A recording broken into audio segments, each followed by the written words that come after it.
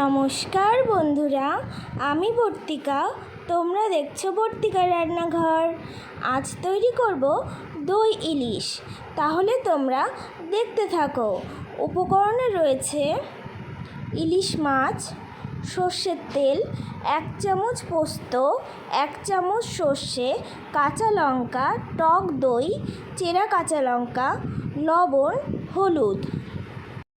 ইলিশ মাছটা একটু ম্যারিনেশন করে নেব, তার জন্য লবণ, হলুদ আর সর্ষের তেল দিয়ে দিলাম। এবার ভালো করে মশলার সাথে মাছটা মিশিয়ে নেব। মিক্সিতে সর্ষে, পোস্ত, কাঁচা লঙ্কা পেস্ট করে নিলাম।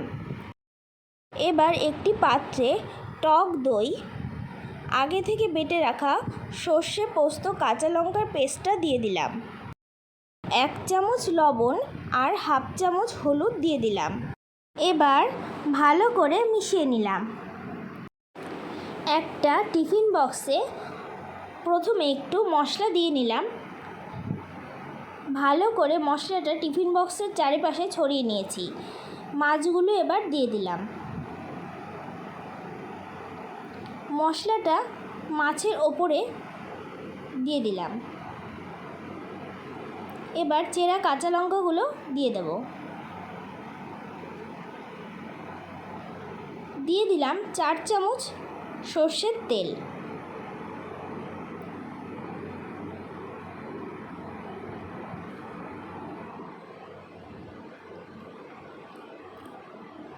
টিফিন বক্সটা বন্ধ করে দিলাম। কড়াইতে জল দিয়ে দিলাম। এবার একটা স্টিলের ম্যাট বসিয়ে দিয়েছি। আরেকটু জল দিয়ে দিলাম। এবার টিফিন বক্সটা বসিয়ে দিলাম। জলটা টিফিন বক্সের অর্ধেকটা যাতে হয় সেই অনুযায়ী দেবে। এবার ঢেকে দিলাম। এবার বলে দিই তোমরা কতক্ষণ এটাকে স্টিম করবে। প্রায় আধ ঘন্টা আমি এখানে স্টিম করেছিলাম। এবার দেখো, তোমাদের দেখাচ্ছি। দেখো, জলটা অনেকটাই শুকিয়ে গিয়েছে এবং খুব ভালো মতো স্টিম হয়ে গিয়েছে। দেখো বন্ধুরা, কতটা সুন্দর স্টিম হয়েছে। তোমরা অবশ্যই বাড়িতে একবার ট্রাই করে দেখো, তোমাদের ভীষণ ভালো লাগবে।